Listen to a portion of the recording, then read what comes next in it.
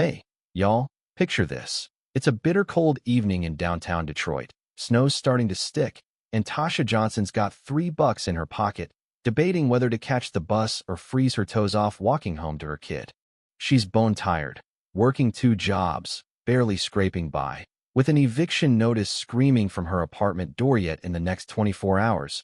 She's going to be holding a check that'll flip her whole world upside down. This ain't just a story about luck, it's about what happens when you choose to stop when everyone else keeps walking. Tasha's 35, a single mom, and every day's a grind. Up at 5 a.m. in her tiny West Side apartment, she's tiptoeing past her 9-year-old daughter, Mia, to scrape together breakfast from a fridge with half a jug of milk and some stale bread. 8 months ago, she got laid off from a decent office gig. Company said budget cuts, but it felt like a punch to the gut. Now she's slinging hash at a hospital cafeteria from dawn to mid-afternoon, then folding jeans at a mall store till 10 p.m., smiling through the ache in her feet and the worry in her heart. Rent's $900 behind. Mia's asthma meds cost a fortune, and the math never adds up. She's drowning, but she keeps swimming for Mia. Her grandma's voice echoes in her head. Tasha, you help folks in trouble, no matter what. Easy to say when you're not the one staring at a shut-off notice.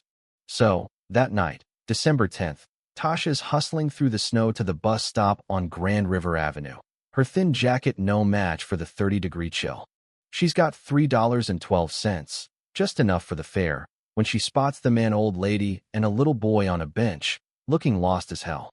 The woman's in her 70s, silver hair a mess, clutching a fancy purse that screams money, but her eyes are wide, confused, muttering, "I don't know where we are, Jimmy."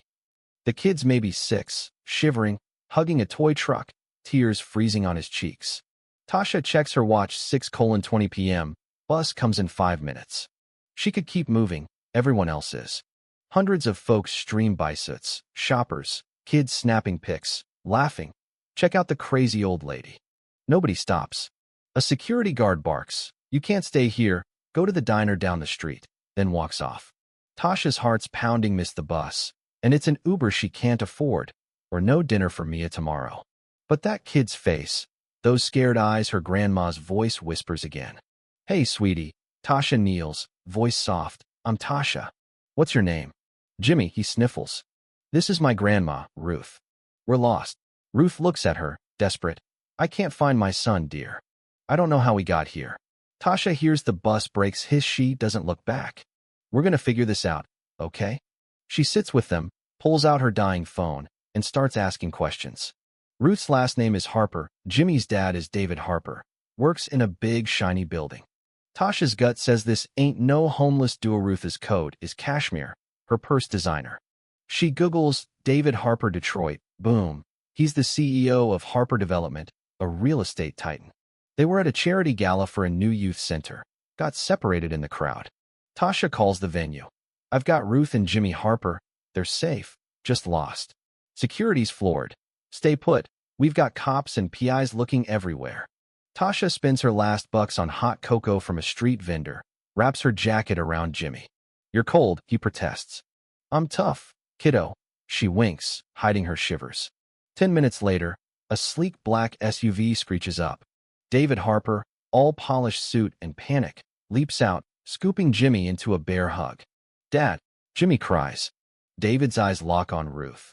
"Mom, you okay?" Then turn to Tasha, tears brimming. "I don't know how to thank you." He pulls out a wad of cash. "Please, take this." Tasha shakes her head. "I'm good, just glad they're safe." David's stunned, like he's never met someone who'd say no to money. As Tasha walks to the next bus stop, snow swirling, she doesn't know David's already on the phone, digging into who she is. By morning, David's got a file on Tasha, laid off, 2 jobs, $900 behind on rent, Mia's medical bills piling up. He's in his corner office, staring at Detroit's skyline, replaying how 200 people passed his mom and kid, but one woman stopped. He calls his board. Emergency meeting, 8 a.m. In the boardroom, he shows security footage. Ruth and Jimmy, alone, ignored, until Tasha kneels beside them. "This is Tasha Johnson," he says, "single mom, works 16 hours a day, can't pay her bills, yet she spent her last dime on my family." His brother, Mark, scoffs. David, she's a cafeteria worker, not a project manager.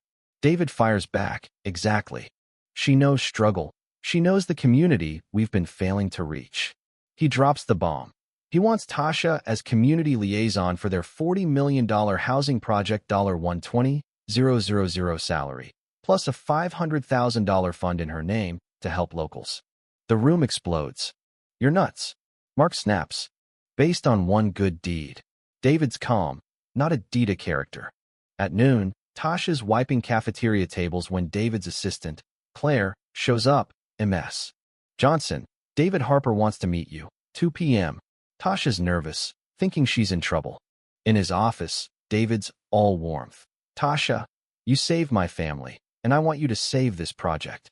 He lays out the job, the salary, the fund. Tasha's floored. Me? I'm nobody. I didn't even finish college. David leans in. You're the only one who stopped. That's everything. She's crying now, thinking of Mia, of never choosing between medicine and food again. 6 months later, Tasha's leading community meetings, packed with folks who trust her because she's one of them.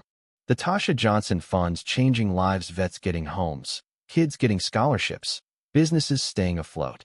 Mia's in a better school, asthma under control, and they've got a new place with a balcony Mia loves. At the youth center's grand opening, David points to the bench where it all started, now a garden plaque. One act of kindness changed thousands of lives. Tasha takes the mic, voice steady. I almost didn't stop that night. Too tired, too broke, but my grandma said we help people, no matter what. Turns out, kindness doesn't cost you, it saves you. But here's the twist, Mark. David's brother still thinks Tasha's a PR stunt, stirring whispers she's unqualified. The community loves her, but some suits want her out. Will she keep proving them wrong, or will they sabotage her? What do y'all think? Can one act of kindness really change everything? Or is Tasha in over her head?